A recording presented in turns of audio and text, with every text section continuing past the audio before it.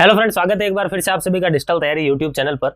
RS. Agarwal की हिंदी वाली book हम कर रहे हैं, जिसके अंदर हमारा जो चैप्टर है वो है सिंपल इंटरेस्ट। एकदम फ्रेश चैप्टर है, इसको हम शुरू करने वाले हैं। पार्ट ए करेंगे हम पहले, जहां पर सब्जेक्टिव सवाल होंगे, ऑब्जेक्टिव सवाल होंगे, जहां पे आपको ऑप्शन गिवन होंगे। फिर हम करेंगे पार्ट बी, जहां सब्जेक्टिव सवाल होंगे। पार्ट नंबर 1 है ऑल ओवर, बिल्कुल फ्रेश है जैसे मैंने आपको बताया। तो देखते हैं क्या है। अब चैप्टर को शुरू करने से पहले, इसके सवालों पर बढ़ने से पहले थोड़ा सा बेसिक मैं एक बार आपको बता देता हूं, ताकि आप में से अगर किसी ने साधारण ब्याज नाम भी ना सुना हो या फिर पहली बार देख रहे हो, सीधे सवालों की तरफ आ रहे हो, तो थोड़ा सा बेसिक एक बार जान लोगे तो काफी हेल्प मिलेगी आगे वाले सवालों में। तो देखो, सबसे पहले जैसा इसके नाम से ही पता चल रहा है, सिंपल इंटरेस्ट। इसका नाम क्या है? सिंपल इंटरेस्ट, साधारण ब्याज। नाम में ही लिखा है कि साधारण सा है। साधारण से का मतलब यहाँ पर यह है कि इसका जो मूलधन होता है वो पूरी जर्नी के दौरान सेम रहता है। लेकिन चक्रवर्ती ब्याज में क्या होता है, मूलधन चेंज होते रहता है, क्योंकि वहां पर ब्याज पर ब्याज ऐड होते हुए चलता है। इस वजह से मूलधन जो है वो चेंज होते हुए चलता है। जैसे मैं बात करूं, मान लो मैंने 1000 रुपए किसी बैंक में जमा कराए, ठीक है, मान लो मैंने 1000 रुपए किसी बैंक में जमा करवाए। वो जो बैंक है वो मान लिया 10% पर एनम के हिसाब से ब्याज दे रही है। अब ये जो है, देखो ये नया टर्म है आपके लिए। अगर आपने सिंपल इंटरेस्ट पहले कभी नहीं देखा है तो ये 10% पर एनम यानी 10% वार्षिक, ये क्या है? तो इसको सबसे पहले तो मैं बता दूं, आप इसको क्या कहते हो? दर। इंग्लिश में क्या कहते हैं इसको? रेट। इस रेट से ब्याज मिल रहा है।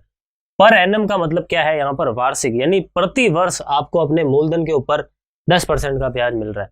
तो अगर वर्तमान में कोई राशि 1000 रुपए है तो वह राशि 1 साल के बाद में कितनी हो जाएगी? तो वह राशि 1 साल के बाद में 1000 रुपए तो थी ही थी, इसके अलावा उसके ऊपर कुछ ब्याज और ऐड हो जाएगा। उसके ऊपर कुछ ब्याज और ऐड हो जाएगा। तो वो ब्याज कितना है?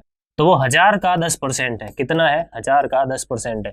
इसको थोड़ा सा अगर मैं सिंप्लीफाई करूं, 00 से 00 काट दूं, 0 और 0, 0 इंटू 0, ये मतलब सॉरी 10 इंटू 10 कितना हो गया? 100। तो 1000 प्लस 100 कितना हो गया? ये 1100 हो गया। मतलब 1000 रुपए की राशि 1100 बन गई। कब? 1 साल में बन गई, 10% ब्याज की दर से, वार्षिक ब्याज की दर से। तो यहाँ पर ये जो 100 रुपए आए हैं, यहाँ पर ये जो 100 रुपए आए हैं, सबसे पहले इसको आप क्या कहते हो? ब्याज कहते हो, ठीक है। अब 1 साल के लिए साधारण ब्याज और चक्रवर्ती ब्याज का जो ब्याज है वो दोनों इक्वल होता है, लेकिन जब 2 साल होते हैं तो चेंज होता है। अभी देखेंगे कैसे चेंज होता है। पहले जो टर्म्स इसके अंदर काम आते हैं वो मैं बता दूं। जो राशि थी उसको आप क्या कहते हो? मूलधन कहते हो। और जो टोटल मिलकर आपको मिला है, जो मूलधन के अंदर जब आपने ब्याज को जोड़ दिया और जो राशि आपको मिली है, उसको आप क्या बोलते हो? मिश्रधन। हिंदी में क्या बोलते हो? मिश्रधन। इंग्लिश में आप कहते हो अमाउंट। और दर क्या है? ये तो पता ही है कि जिस रेट से आपको ब्याज मिल रहा है उसको आप क्या कहते हो? दर कहते हो। अब साधारण ब्याज के अंदर क्या होता है? साधारण ब्याज के अंदर मैंने आपको कहा कि मूलधन जो है वो हमेशा और हमेशा सेम रहता है, ब्याज की जो राशि है वो भी हमेशा और हमेशा सेम रहती है। इसी वजह से इसको सिंपल इंटरेस्ट कहते हैं। जैसा आप देख सकते हो कि वर्तमान से 1 साल बाद के बीच में कितना ब्याज जुड़ा है? 100 रुपए जुड़ा है। तो 1 साल बाद से 2 साल बाद के लिए अगर आप जाना चाहते हो तो फिर से 100 रुपया ही जुड़ेगा, फिर से 100 रुपया ही जुड़ेगा। तो 1100 तो थे ही थे, 100 रुपए और जोड़ दो, कितने हो गए? वो 1200 रुपए हो गए। कितने हो गए? 1200 रुपए। तो साधारण ब्याज इसलिए कहते हैं इसको कि प्रति वर्ष, देखो यहाँ पर भी टाइम गैप 1 साल का है, ब्याज कितना है? 100 रुपए।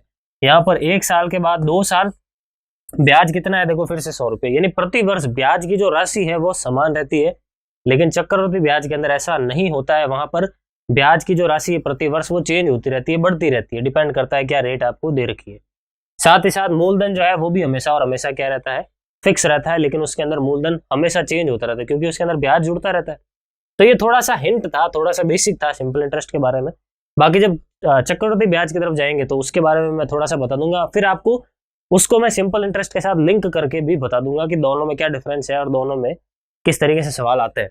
तो ये थोड़ा सा बेसिक था, जो टर्म्स थे इसके अंदर, आई होप अच्छी तरीके से क्लियर है। अब आते हैं थोड़े से सवालों की तरफ। देखो थोड़े से सवालों की तरफ आते हैं, और जो और नई नई चीजें हैं, जो फॉर्मूला है, जो ट्रिक्स है, वो अब हम सवालों के माध्यम से, सवालों के साथ साथ देखेंगे। थोड़ा सा बेसिक मुझे बताना था, वो हमने देख लिया। आते हैं सवाल की तरफ। ये कह रहा है कि 988 रुपए की राशि पर 18% चक्रवर्ती ब्याज की दर से 5 वर्ष के अंत में कितना साधारण ब्याज अर्जित होगा? कितना साधारण ब्याज अर्जित होगा, ये आपको ज्ञात करना है।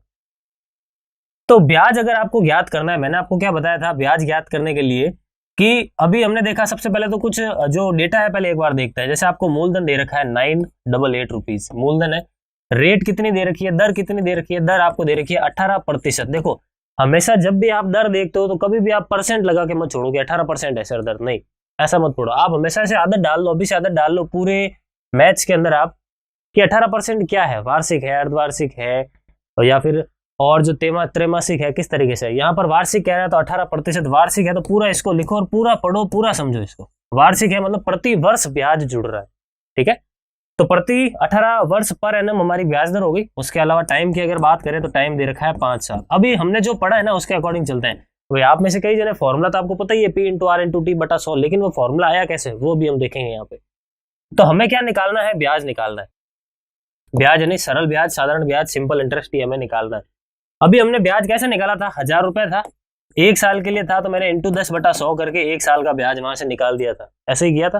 तो सेम चीज यहाँ पे करेंगे। 988 रुपए का 18% कितना होगा, 988 का 18% कितना होगा, वही हमारा ब्याज है। लेकिन ध्यान रखें यह ब्याज 1 साल का है। क्यों है 1 साल का, क्योंकि हमने रेट जो यूज किया ना वो वार्षिक रेट यूज किए, पर एनम यूज किया, तो ये आपको पर ईयर 1 साल में कितना ब्याज मिलेगा वो आपको मिला है। तो 1 साल में अगर इतना ब्याज मिला है, सवाल में आपको बोला है कि 5 साल के अंत में कुल मिलाकर कितना ब्याज मिलेगा ये आपको ज्ञात करना है। तो अगर 1 साल का ब्याज इतना है तो 5 साल का ब्याज कितना होगा, आप इंटू 5 कर लोगे। क्या कर लोगे, इंटू 5 कर लोगे। आई बात समझ में। तो इंटू 5 कर लोगे तो अब यहाँ से इसको सॉल्व करने पर हमें साधारण ब्याज जो भी है वो मिल जाएगा। आई बात समझ में। मैंने भी आपको बताया था साधारण ब्याज जो है हमेशा इक्वल रहता है। प्रेजेंट से 1 साल के बाद में जो गैप है 100 रुपए है, तो 1 से 2 साल के बीच में भी 100 रुपया जुड़ेगा, दूसरे से तीसरे साल के बीच में भी 100 रुपया जुड़ेगा, हमेशा इक्वल रहता है। लेकिन चक्रवर्ती ब्याज में ऐसा नहीं होता है। चक्रवर्ती ब्याज में आप कभी भी डायरेक्ट इंटू 5 करके 5 साल का ब्याज नहीं निकाल सकते। आई बात समझ में। अब आप इसको देखो, अगर थोड़ा सा इसको ढंग से देखो तो ये वही फॉर्मूला है जो आपने छोटी क्लासेस में पढ़ा है, P into R into T upon 100, यही फॉर्मूला है। देखो ये फॉर्मूला कैसा आया, तो ऐसा आया। हमने पहले अप्लाई किया, अब मैंने आपको बता दिया कि फॉर्मूला क्या है। तो आपको फॉर्मूला भी याद रखना है। कई बार जो एग्जाम है वहां पर तो डायरेक्ट फॉर्मूले भी पूछ ले जाते हैं। जो छोटे से एग्जाम होते हैं ना, जो जहां पर मैथ्स का थोड़ा कम रोल रहता है, वहां पर इस टाइप के सवाल वहां पे आते रहते हैं। P into R into T upon 100, principal rate time upon 100, ये सिंपल है। अब इसको सॉल्व करना है बस हमें, और कुछ नहीं है। सॉल्व करके देख लेते हैं फाइनल आंसर क्या है हमारा। तो सबसे पहले अगर मैं इसको 5 से काटता हूँ 20 बार में कट गया, 2 से काटा 10 बार में कट गया, ठीक है। 2 से अगर इसको काटे 9 बार में कट गया। अब इसको मल्टीप्लाई करना है तो 9 इंटू 8 कितना हो गया, 72, यहाँ पर आ गया 7, ठीक है।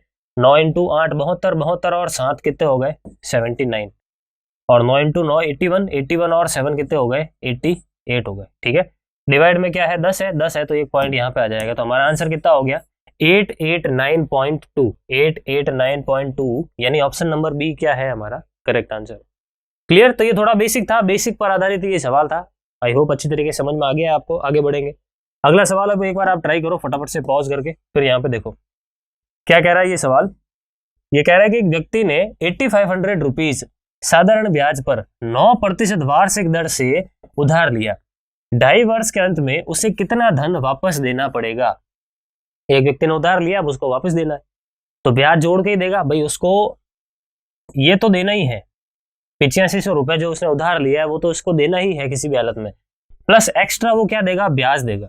ब्याज सवाल में कह रहा है साधारण ब्याज के हिसाब से लगाया गया है, तो फिर फटाफट से साधारण ब्याज लगा दो। अब हमें फॉर्मूला देख लिया कैसा आया, अब आ जाते हैं सीधा फॉर्मूले पे। अगर आप चाहते हो सर फॉर्मूला नहीं देखना है हमें तो आप सीधा ही बता दो। तो देखो 8500 रुपीज है, उस पर 9% की दर से ब्याज मिल रहा है, तो इसका 9% निकाल दो। अब 9% वार्षिक है ना, वार्षिक है इसलिए ये 1 साल का ब्याज आपको मिला है। लेकिन सवाल क्या कह रहा है 2.5 साल की बात चल रही है यहाँ पर, तो आप अगर आप 2.5 साल का ब्याज निकालना चाहते हो तो इंटू 2.5 कर दो। अब 2 सही 1/2 का 5/2 भी लिख सकते हो। मिश्र भिन्न को सरल भिन्न के रूप में चेंज किया मैंने, ये कर दिया। अब इसको सॉल्व कर लो, ये आ गया मेरा साधारण ब्याज। अब ये इसके अंदर जोड़ेंगे तो मुझे मिश्र धन मिल जाएगा, सिंपल है। तो 00 से 00 कट गए यहाँ पे, उसके बाद इन सबके जो कट सकता है कटने वाला सब कट गया। अब यहाँ पे मल्टीप्लाई कर लेते हैं। देखो सबसे पहले इसको 9 से मल्टीप्लाई करें, 9 इंटू 5 45, यहाँ पर आ गया 4, ठीक है। 9 इंटू 8 72, 72 और 4 कितने हो गए 76, और फिर ये भी इंटू 5 और है, ये और कर लेते हैं ये वाला।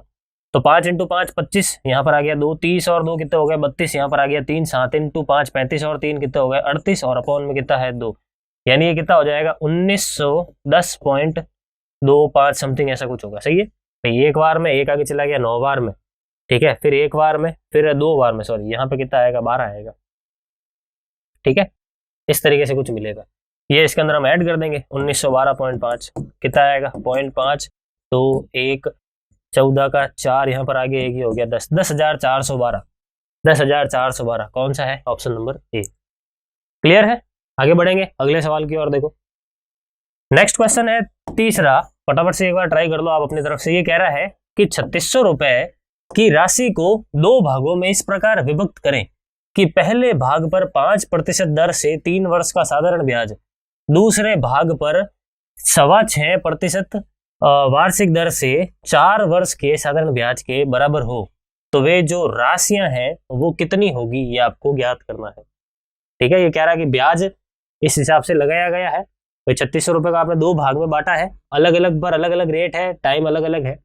तो कुछ ऐसा करो, ऐसे टुकड़े करो कि ब्याज जो है ना इन दोनों केसेस में आपस में इक्वल हो। तो कुछ नहीं करना है, पहले केस का ब्याज बराबर रख लो दूसरे केस के ब्याज के, यही तो कह रहा है।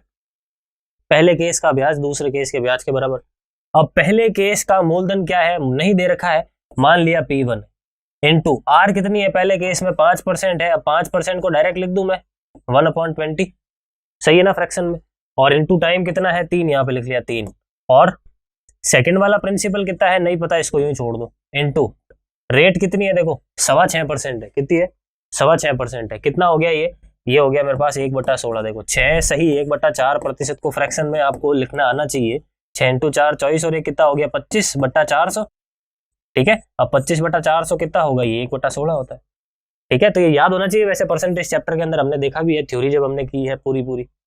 इसके अलावा बात करें अगर ये 4%, ये यहाँ पे लिख लो 4%। अब फटाफट से इसको सॉल्व कर लो। बट्टा में 100 नहीं लिख रहा हूं मैं, क्यों नहीं लिख रहा हूँ, क्योंकि मैंने ये जो रेट है ना, ये रेट ऑलरेडी मैंने रेशियो में लिखी है, तो फिर बट्टा में 100 नहीं लिखना है आपको। अब इसको सॉल्व कर लो, आपको P1/P2 मिल जाएगा, P1/P2 मिल जाएगा। कितना मिलेगा देखो, ये P2 में इस तरफ लेके आ गया। इसके अलावा पहले तो इसको करते हैं, देखो 4 से काटा 4 बार में कट गया, 4 से काटा 5 बार में कट गया, ये 4 से 4 कट गया, 5 इस तरफ आ जाएगा, 3 इस तरफ नीचे आ जाएगा, तो 5/3 हो गया। 5 और 3 कितने हो गए, 8 हो गए। तो 3600 जो है वो 8 यूनिट के बराबर है। ये जो 3600 है वो इन दोनों के सम 8 यूनिट के बराबर है। अब आपको इंडिविजुअली दोनों ही निकालना है, तो एक बार आप इंटू 5 कर लो तो आपको ये मिल जाएगा, और एक बार आप 3600/8 इंटू 3 कर लो तो आपको ये मिल जाएगा। दोनों ही जो अमाउंट है, दोनों ही जो प्रिंसिपल है, मूलधन है, वो आपको मिल जाएंगे। तो देखो कैसे करना है। अगर इसको सॉल्व करें हम, तो 4 से काटा 2 बार में कट गया, 4 से अगर काटते हैं तो ये 900 बार में कट गया, इसको और काटा 450 हो गया। ठीक है, ये कितना हो गया 2250। इसको देखें अगर, तो ये फिर से आप देख सकते हो 450 बार में कट गया, ये कितना हो गया 1350। तो 1350 और 2250 कौन सा है, ऑप्शन नंबर ए। क्लियर है? तो आगे बढ़ते हैं। देखो थोड़ा सा बेसिक हमने जाना। अभी देखो चैप्टर अपने आप में काफी बड़े होते हैं, ये सीधे हम सवालों की तरफ आ रहे हैं। फिलहाल कोशिश ये रखते हैं कि थोड़ा थोड़ा सा बेसिक जान ले, ताकि आने वाले सवालों में दिक्कत ना हो।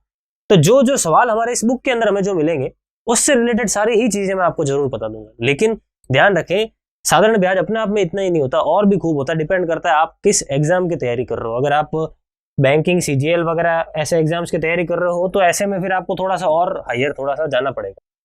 ठीक है, बेसिक जरूर यहाँ से आपका स्ट्रांग हो जाएगा, उसके बाद आपको थोड़ा सा हाई लेवल पे भी जाना पड़ेगा। इंग्लिश वाली RS अग्रवाल भी आपको एक बार देखनी पड़ेगी। आगे बढ़ते हैं, क्या कह रहा है ये, एक्स तथा वाई दो समान राशियां 7.5% वार्षिक दर से क्रमशः 4 वर्ष और 5 वर्ष के लिए उधार दी गई थी। यदि इनके द्वारा दिए गए ब्याज में 150 रुपए का अंतर आता है, तो आपको ज्ञात करना है कि प्रत्येक राशि जो दी गई थी वो कितनी थी, ये आपको ज्ञात करना है। ठीक है, प्रत्येक राशि जो दी गई थी वो कितनी थी, ये आपको ज्ञात करना। हुआ क्या कि आपने क्या किया, दो राशियां थी, दोनों की दोनों इक्वल है, यहाँ पर भी P लिख लिया, यहाँ पर भी P लिख लिया। दोनों को आपने, एक को तो 7.5% के हिसाब से दिया उधार 4 वर्षों के लिए, और एक को आपने 5 वर्षों के लिए दिया। एक को आपने 5 वर्षों के लिया, और किस दर से दिया, दर भी वही सेम दर है, कितनी है 7.5% की दर से ही आपने उधार दिया। तो इस केस में जो साधारण ब्याज आपको मिला, उसका जो अंतर है वो कितना आ रहा है, 150 रुपया आ रहा है। तो फिर वो राशि कितनी थी आपको ज्ञात करना है। दोनों में से बड़ा कौन होगा, ठीक है, दोनों में से बड़ा कौन होगा, यही होगा। तो ये वाला माइनस आप ये वाला कर लोगे तो किसके बराबर है, वो 150 के बराबर है। ठीक है, तो अगर मैं इस पूरे में से इस पूरे को माइनस कर दूं, आप देखोगे ये जो चीज है ना, ये वाली, ये तो सेम है, दोनों में सेम है, बस 5 और 4 का डिफरेंस आ रहा है। तो दोनों में अगर मैं इसमें से इसको घटाऊंगा तो मुझे कितना मिलेगा 7.5 p/100 मिलेगा। भाई 5 में से 4 चला गया तो 1 मिला, वो 1 लिखने की जरूरत है नहीं यहाँ पे। तो इसमें से इसको माइनस करने पर ये मिल गया, और ये जो डिफरेंस है वो किसके बराबर है, 150 के इक्वल है। यहाँ से हटाओ, ये 0 लग गया, इससे इसको काटोगे 2 बार में कट गया, ये 1000 जब उस तरफ चला जाएगा तो प्रिंसिपल कितना मिल गया, 2000 मिल गया। कितना मिल गया, 2000 रुपए मिल गया। 2000 यानी ऑप्शन नंबर सी। कुछ भी नया नहीं है, वही फॉर्मूला काम आ रहा है, बस जैसे जैसे सवाल कह रहा है वैसे वैसे करते हुए जाओ। आगे बढ़ते हैं, अगला सवाल देखते हैं। तो अगला सवाल हमारे पास क्या कह रहा है, फटाफट से एक बार ट्राई कर लो। ये कह रहा है कि अरुण ने 4 वर्षों के लिए किसी धनराशि का साधारण ब्याज की एक निश्चित दर पर निवेश किया। यदि उसने इसी राशि का 6 वर्ष के लिए निवेश किया होता तो उसके द्वारा अर्जित ब्याज की राशि पहले अर्जित ब्याज की राशि से 50% अधिक होती। तो ब्याज की वार्षिक दर क्या थी, ये आपको ज्ञात करना है। पहले उसने 4 वर्षों के लिए किया, फिर उसने 6 वर्षों के लिए सेम राशि को इन्वेस्ट किया, पता चला कि बाद में उसको पहले से 50% अधिक ब्याज मिला। तो फिर ब्याज की दर कितनी है, ये आपको ज्ञात। ठीक है, तो देखो कैसे करना है। यहां पर ब्याज की दर को मान लिया एक बार के लिए मैंने आर, ब्याज की दर को मैंने एक बार के लिए मान लिया आर। ठीक है, क्या कह रहा है, अर्जित ब्याज की राशि पहले वाले से 50% अधिक है। 50% को 1/2 लिखते हैं। तो मान लो पहले अगर आपको 2 रुपए मिल रहे थे तो अब आपको कितना मिलेगा, 3 रुपया मिलेगा। सही है, पहले अगर 2 रुपए मिल रहे थे, अभी कितना मिलेगा, 3 रुपया मिलेगा। फॉर्मूला पहले वाला भी P × R × T/100 लगा लो, और यहां पर भी P × R × T/100 लगा लेंगे। सही है, पहले क्या था, 4 वर्ष के लिए किसी धनराशि का साधारण ब्याज की एक निश्चित दर पर निवेश किया गया था, और यदि उसने इसी राशि को 6 वर्ष के लिए निवेश किया था, दोनों केस में राशियां इक्वल है, तो इन दैट केस, तो यहां पर हमने ये देख लिया कि दोनों ही केस में जो रेशियो है ब्याज का वो हमने यहां पर लिख दिया। इसके अलावा जो फॉर्मूले बनते हैं वो हमने यहां पे लिख लिए। बस टाइम का चेंज है, टाइम का चेंज है। टाइम क्या है कि जो आपको बाद में जो ब्याज मिला है ना, वो 6 वर्ष के हिसाब से मिला है, जो पहले मिला था वो आपको 4 वर्ष के हिसाब से मिला था। यहाँ पर आप देखोगे बाकी प्रिंसिपल सेम है, आर भी सेम है, सब कुछ सेम है। आप एक चीज देखोगे, जब आप सॉल्व करने के लिए जाओगे, पीआर से पीआर कट गया, ये सब कुछ कट गया, सब कुछ कट गया, कुछ बचा ही नहीं। आप कुछ बचा ही नहीं तो आर निकालोगे कैसे। तो यहाँ पर हम कह सकते हैं कि निर्धारित नहीं किया जा सकता। इस सवाल का आंसर क्या होगा, निर्धारित नहीं किया जा सकता। सारी चीजें कट के निकालेंगे कैसे, आई बात समझ में। तो कुछ ना कुछ डेटा की कमी है, या कुछ ना कुछ एक्स्ट्रा इन्फॉर्मेशन की जरूरत है यहाँ पर, या फिर थोड़े से रेक्टिफिकेशन की जरूरत है इस सवाल में। आई बात समझ में। तो ऑप्शन नंबर डी इसका करेक्ट आंसर होगा। और इसी के साथ हमारे इस वीडियो को भी समाप्त करेंगे। 5 तक के सवाल हमने कर लिए, और थोड़ा सा बेसिक भी हमने यहाँ पर जाना है। आगे के जो सवाल है वो हम अपकमिंग पार्ट्स के अंदर सॉल्व करेंगे। आप बने रहिए, मिलेंगे नेक्स्ट पार्ट के अंदर। Thank you. Please like, share, subscribe digital तैयारी।